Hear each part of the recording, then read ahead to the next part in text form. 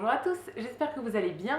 On se retrouve aujourd'hui dans une nouvelle vidéo et aujourd'hui, comme vous l'aurez vu dans le titre, on va faire ensemble le bilan de mon année 2020. Je vous avais fait au tout début de l'année 2020 une vidéo sur mes résolutions, tout ce que je voulais accomplir pendant l'année. Donc j'ai à nouveau regardé cette vidéo et j'ai repris toutes les résolutions que je vous avais données dans cette fameuse vidéo et je vais vous dire aujourd'hui si j'ai réussi à faire ce que je vous avais dit ou pas du tout. Alors il y a des points que j'ai vraiment réussi, il y en a d'autres où c'est un peu mitigé. Donc c'est parti, on commence tout de suite. La première chose que je voulais mettre en place pour cette année 2020, c'était au niveau de l'alimentation. Je voulais qu'on fasse plus attention à ce qu'on achetait, notamment au niveau de l'huile de palme. Je voulais qu'on arrête d'acheter des gâteaux qui en contiennent, etc. Et faire vraiment plus attention quand on fait les courses. Alors ça, c'est à moitié réussi. Il y a encore quelques fois où on s'est trompé, où on n'avait pas vu, etc. Alors maintenant, on commence à savoir quelles marques on peut acheter, quelles marques n'en contiennent pas et tout. Et on achète toujours les mêmes gâteaux.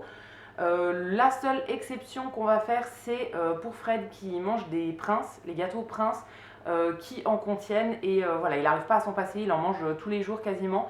Donc ça, on continue à en acheter encore, mais on a quand même considérablement réduit l'huile de palme dans les autres gâteaux. Alors c'est pas le seul ingrédient qui pose problème, hein, mais voilà, il fallait bien commencer par quelque part. Donc on a quasiment atteint cet objectif. Donc on a fait quand même une grosse avancée sur toutes les autres marques de gâteaux et maintenant on continue à acheter quasiment uniquement que des produits qui n'en contiennent pas.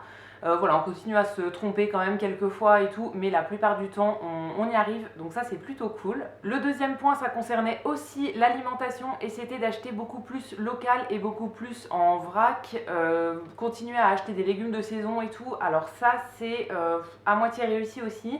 On faisait beaucoup de commandes à la ruche Kiliwi pendant un moment et là en fait avec cette année, le corona, tout ça, on a un petit peu abandonné les commandes, on faisait les courses au supermarché vraiment le moins souvent possible et voilà, on faisait au plus simple. Donc ça, voilà, c'est à moitié réussi. Tout ce qui est acheté en vrac, c'est un peu compliqué aussi en ce moment. Du coup, j'ai un peu abandonné. Alors après, la ville a mis en place un nouveau programme au niveau du recyclage. Maintenant, ils prennent beaucoup plus de choses qu'avant. On peut mettre tout ce qui est sacs plastiques, alimentaires, etc. Donc on recycle beaucoup plus qu'avant, mais c'est vrai que ce serait mieux d'acheter directement en vrac au lieu de recycler les emballages après.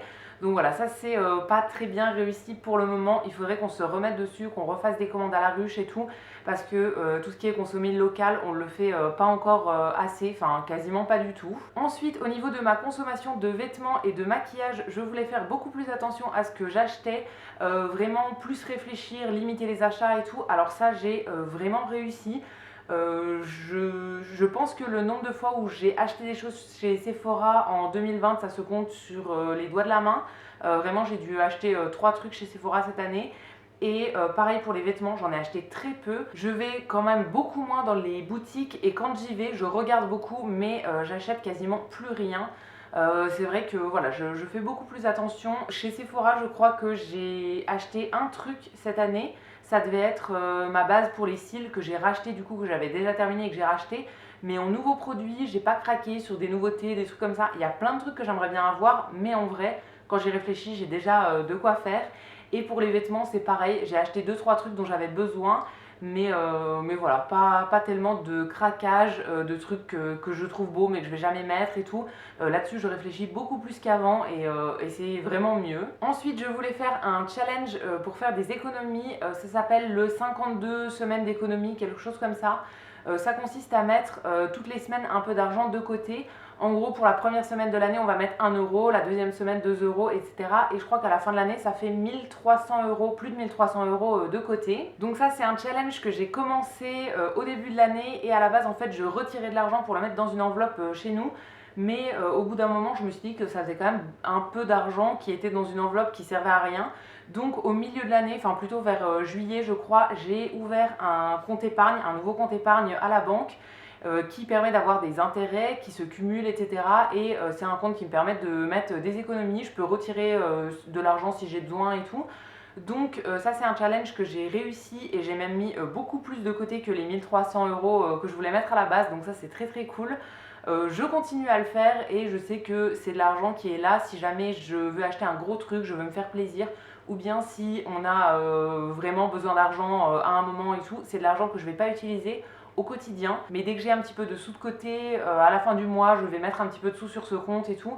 Et voilà, c'est un challenge que j'ai réussi, que je referai pas forcément sur cette année 2021 parce que je veux mettre plus de côté que les 1300, donc je mets dès que j'ai de l'argent. Mais voilà, ça j'ai réussi en 2020 et je suis super contente. Ensuite, je voulais continuer mon tri, mon désencombrement dans toutes les affaires que j'avais. C'est quelque chose que j'ai commencé il y a très longtemps, mais voilà, c'est quand même hyper long de tout trier. Alors là, j'ai pas tout à fait fini, enfin je pense que j'aurai jamais fini. Mais voilà, je suis encore un peu dedans. En ce moment, comme on est en hiver, j'ai ressorti tous mes pulls dans mon armoire en fait. Et j'essaye de les sortir un par un, de les mettre à chaque fois et de décider si je les garde ou pas. J'en ai déjà enlevé quelques-uns que j'ai portés et qui finalement, voilà, qui me plaisent pas plus que ça, donc je vais pas forcément les garder. J'ai toujours un carton à disposition où je mets les trucs, enfin j'ai deux cartons en fait, un pour les choses que je veux donner et un pour les choses que je garde pour les revendre. Donc voilà, je trie au fur et à mesure. Quand on a fait les cartons pour les déménagements, j'ai encore retrié et tout. Donc je suis encore dedans, mais voilà, je pense que ce sera jamais fini, mais j'ai quand même enlevé énormément d'affaires dont je me servais plus. Le point suivant, ça concernait mes vidéos et ma chaîne YouTube. Je voulais retrouver un rythme de vidéos assez régulier. C'est vrai qu'avec le travail et tout, j'avais un petit peu de mal. Alors ça c'est un point que j'ai pas du tout réussi à faire. J'ai essayé de me lancer plusieurs défis dans l'année, mais c'était un échec total à chaque fois. Je n'arrive pas à tenir un rythme de vidéo en fait. Et voilà, c'est un peu bête parce que j'aimerais bien avoir un jour de publication régulier, me dire je poste tous les mercredis, tous les dimanches à telle heure, qu'on ait un rendez-vous ensemble et tout, mais voilà, je n'y arrive pas. Il y a des moments où je vais faire plein de vidéos dans un mois et après le mois suivant je poste rien du tout, c'est vraiment un peu la catastrophe sur ce point. Donc ça j'ai pas du tout réussi et j'espère y arriver en 2021, mais l'année a plutôt mal commencé là pour le moment. Donc voilà, il faut que je trouve une organisation, me dire je filme tel jour et comme ça j'ai la semaine pour faire le montage et tout. En fait très souvent je vais réussir à filmer les vidéos, mais après le montage j'arrive pas à trouver le temps de le faire. J'adore faire du montage, mais voilà, il faut bloquer une soirée entière, une après-midi et tout pour le faire. Du coup, c'est ce qui me prend le plus de temps et qui me pose problème pour avoir un rythme de publication régulier. Donc ça, je n'ai pas réussi et voilà, j'essaye encore de le faire pour 2021. On y croit, mais voilà, je perds un petit peu espoir sur ce point. L'avant-dernier point, l'avant-dernière résolution que j'avais pour 2020, c'était de passer plus de temps avec ma famille et avec mes amis. Alors, avec l'année qu'on vient de passer, vous vous doutez que je n'ai pas réussi à le faire, mais c'est pas tellement de ma faute. Voilà, je trouvais qu'on n'avait pas assez passé de temps, par exemple à Noël ensemble et tout, et malheureusement, bah, on n'a pas réussi à le faire non plus. Je voulais passer plus de temps avec ma famille pour décorer le sapin, des choses comme ça, faire des soirées ensemble et tout. Bon, le nombre de fois où j'ai vu mes parents cette année, pareil, c'était pas exceptionnel. Il y a une partie de ma famille que j'ai pas du tout vue cette année, l'autre partie que j'ai à peine vue. Donc bon, voilà, c'est un peu, c'est pas trop réussi pour cette année non plus, mais on y croit pour l'année 2021 encore une fois. Maintenant qu'on a notre appartement, j'aimerais bien recevoir des gens chez nous et tout, mais pareil, c'est compliqué. Donc on y croit pour l'année à venir, mais c'est une résolution qu'on n'a pas encore réussi à tenir pour 2020.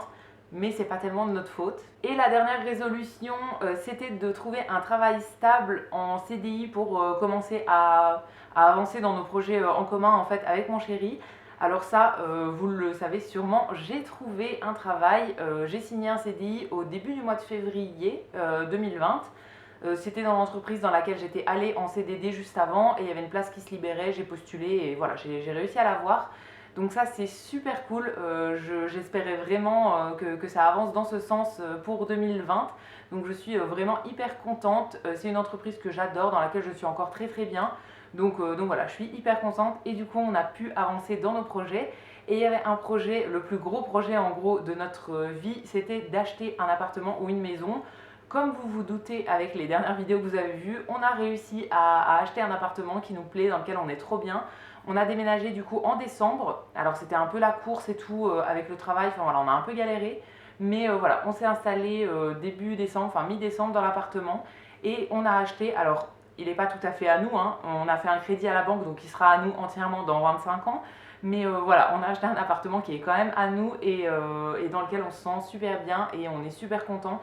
C'était vraiment le plus gros projet de ma vie jusqu'à maintenant. Et voilà, je suis hyper contente d'avoir fait ça avec mon chéri et on est trop bien dans cet appart, donc ça a bien clôturé l'année. Et donc voilà pour cette vidéo bilan sur mes résolutions 2020. Il y a quand même plus de positifs que de négatifs, hein, je trouve. N'hésitez pas à me dire ce que vous en avez pensé dans les commentaires. Si vous aviez des résolutions pour 2020, dites-moi si vous avez réussi à les tenir ou pas. Et si vous en prenez pour 2021. Alors moi j'en prends pas de nouvelles. Je continue à faire un petit peu ce que j'avais mis en place pour 2020 et tout. Il y a des choses qu'on n'a pas réussi à faire entièrement, donc je vais continuer. Mais voilà, j'ai pas tellement de gros trucs que je voudrais faire pour cette année 2021. Donc je me fixe pas d'objectif à part de continuer dans la voie où je suis allée. Donc voilà pour cette vidéo qui est finie, j'espère que ça vous aura plu. Si c'est le cas, vous pouvez aussi la liker et vous abonner, ça me fera toujours plaisir. Et quant à nous, on se retrouve très vite, je l'espère, dans une prochaine vidéo. À bientôt!